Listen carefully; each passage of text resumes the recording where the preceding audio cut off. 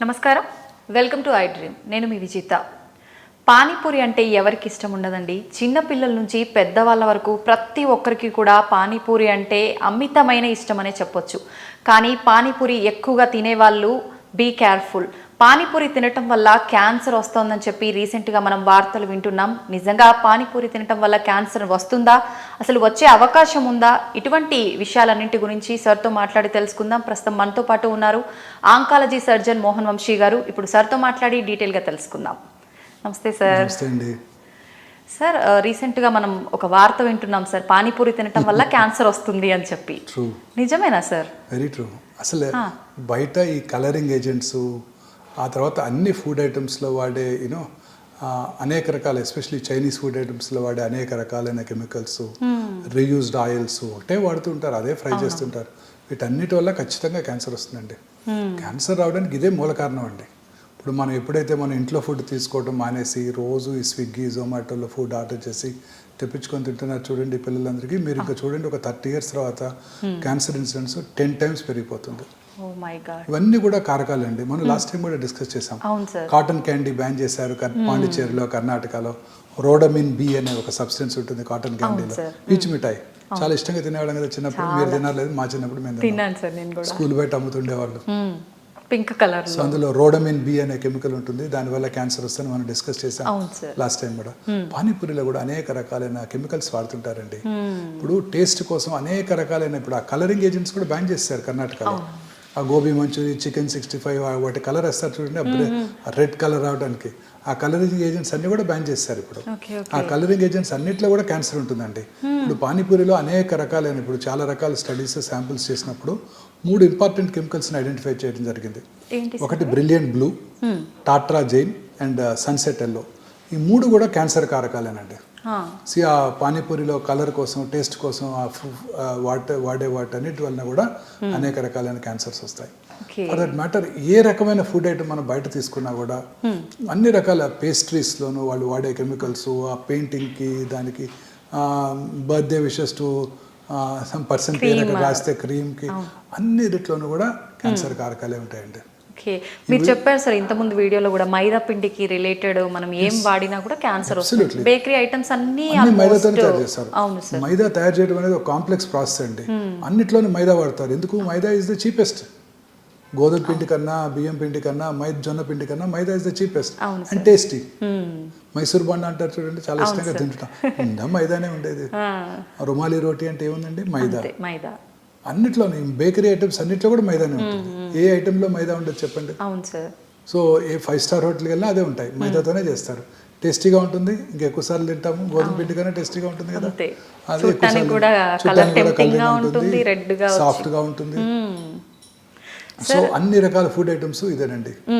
పానీపూరి కానివ్వండి, పీచ్ మిఠాయి కానివ్వండి, మనం బేకరీలో తినే ఫుడ్ ఐటమ్స్ కానివ్వండి, వీటన్నిటి వల్ల కూడా ఇప్పుడు బేకరీలో తీసుకునే ఫుడ్ ఐటమ్స్లో కలరింగ్ ఏజెంట్స్, కెమికల్సే కాకుండా అలా అన్ని రకాలుగాను ఫ్యాట్స్ ఉంటాయండి.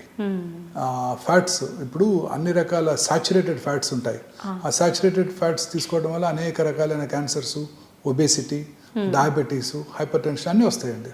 ఒబేసిటీ ఉన్న వాళ్ళలో క్యాన్సర్ వచ్చే అవకాశం చాలా ఎక్కువగా ఉంటాయండి. ముఖ్యంగా breast cancer, ovarian cancer, endometrial cancer ఒబేసిటీలోనే ఎక్కువ వస్తుంటాయండి. ఓకే సార్, ప్రత్యేకించి మనం నిత్యం తీసుకునే ఫుడ్, వెజ్, నాన్ వెజ్ ఏదైనా సరే, వాటి వల్ల కూడా క్యాన్సర్ వచ్చే అవకాశాలు ఉండే ఐటమ్స్ ఇది లాట్ ఆఫ్ స్టడీస్ అండి. రెడ్ మీట్ తీసుకోవడం వల్ల అనేక ఒబేసిటీ ఎక్కువ వస్తుంది. రెడ్ మీట్ తీసుకునే దేశాల్లో per capita red meat consumption, per capita fat consumption ఏ కంట్రీలోనే ఎక్కువ ఉంటే ఆ కంట్రీస్లో క్యాన్సర్ ఇన్సిడెంట్స్, అంటే క్యాన్సర్ వచ్చే అవకాశాలు కూడా ఎక్కువగా ఉంటాయి. ఉదాహరణకి నైజీరియా తీసుకున్నాం అనుకోండి. ఒకప్పుడు వెరీ డెవలప్డ్ కంట్రీ నైజీరియా. నైజీరియాలో ప్రతి 1,00,000 మందికి 2 మాత్రమే కోలన్ క్యాన్సర్ బారిన పడుతున్నారు. అదే న్యూయార్క్ సిటీలో ప్రతి 1,00,000 మందికి 200 మంది కోలన్ క్యాన్సర్ బారిన పడుతున్నారు. పెరుగుతుంది. జాపనీస్లో వాళ్ళు చాలా, జపాన్లో ఉండే జాపనీస్ చాలా చక్కటి ఫుడ్ తీసుకుంటారు. అంటే fibre rich food, plant food, fish తీసుకుంటారు. వీళ్ళలో క్యాన్సర్ వచ్చే అవకాశాలు చాలా తక్కువ. ఓకే. అలాగే ఇదే జాపనీస్, నైజీరియన్స్ న్యూయార్క్ మైగ్రేట్ అయ్యారు అనుకోండి, సెకండ్ జనరేషన్, థర్డ్ జనరేషన్ జాపనీస్లో క్యాన్సర్ ఇన్సిడెంట్స్ అమెరికాలో ఎలా ఉంటుందో అలానే ఉంటుంది. ఓకే.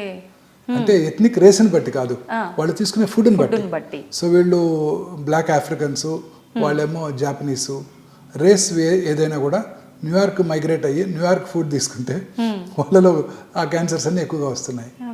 సో జపాన్కి మన ఇండియాకి చిన్న సిమిలారిటీ ఉందండి, సౌత్ ఇండియాకి.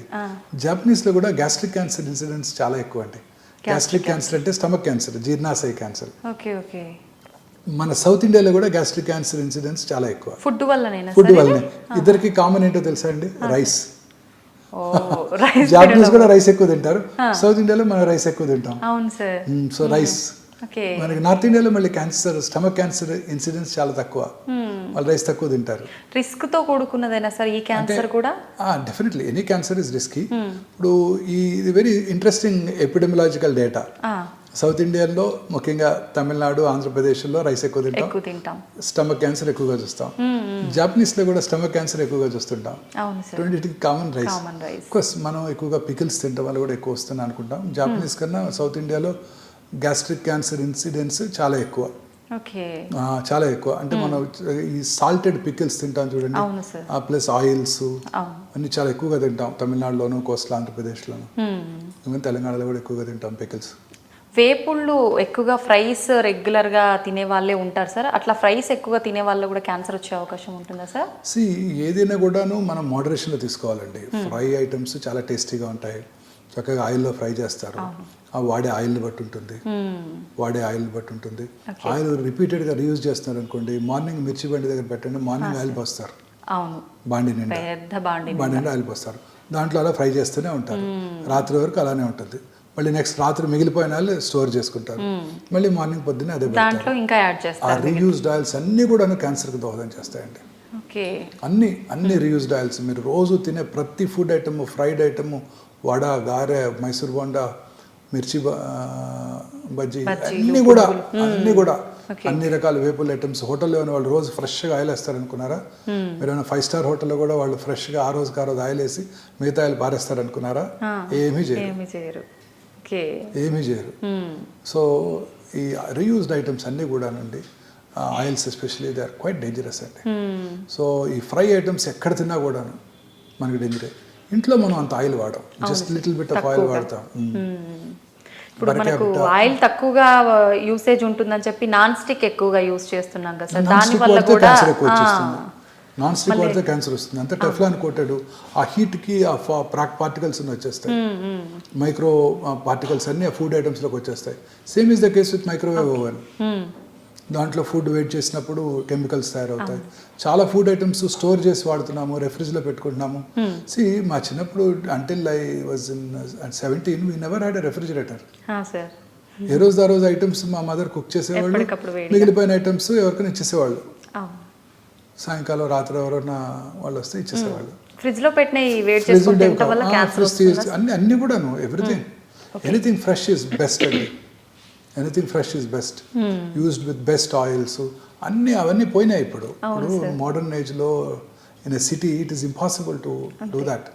మనం ఫ్రీజ్ చేసుకుంటాం, ఇడ్లీలు కూడా 10 రోజులు 5 రోజులు పెట్టుకుంటాం, అంతే, ఒక పెద్ద డబ్బాకి స్టోర్ చేసి ఏ రోజుకి ఆ రోజు వేడి చేసుకొని తింటుంటారు. యూఎస్లో కూడా అదే చేస్తారు కదండి. వాళ్ళ క్యాన్సర్ ఇన్సిడెంట్స్ చాలా ఎక్కువ. రూరల్ ఇండియాలో క్యాన్సర్ ఇన్సిడెంట్స్ చాలా తక్కువ ఇప్పటికీ కూడా, not more than 60 per 100,000 population. అదే ముంబైలో 150-200 per 100,000 పాపులేషన్, శాన్ ఫ్రాన్సిస్కోలో 450 to 500 per 100,000 population. So urbanization పెరిగే కొద్దీ క్యాన్సర్ ఇన్సిడెంట్స్ పెరిగిపోతుంది. 2022 year 2022లో Indian Council for Medical Research estimated that India had about 15 to 16 lakh new cancer cases. That's grossly underestimated అండి.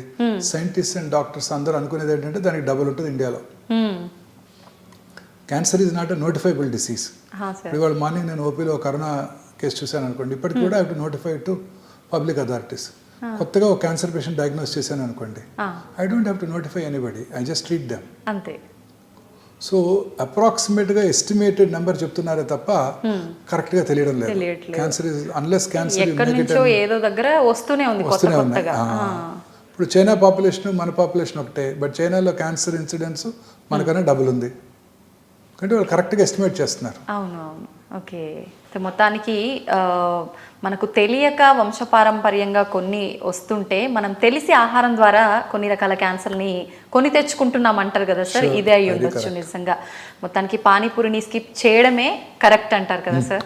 Fresh fruits, fresh vegetables, greens, ఆకుకూరలు ఎక్కువగా తీసుకుంటూ, red meet అలాంటి వాటికి దూరంగా ఉంటూ, ఫ్యాటీ ఫుడ్కి దూరంగా ఉంటూ, ఆల్కహాల్, టొబాకో అలాంటి దురలవాట్లకు దూరంగా ఉంటూ, రెగ్యులర్గా ఎక్సర్సైజ్ చేస్తూ, సన్లైట్కి ఎక్స్పోజ్ అవుతూ, లీన్ బాడీ మాస్ మెయింటైన్ చేసినట్టయితే ఖచ్చితంగా క్యాన్సర్ నుంచి దూరంగా ఉండొచ్చు.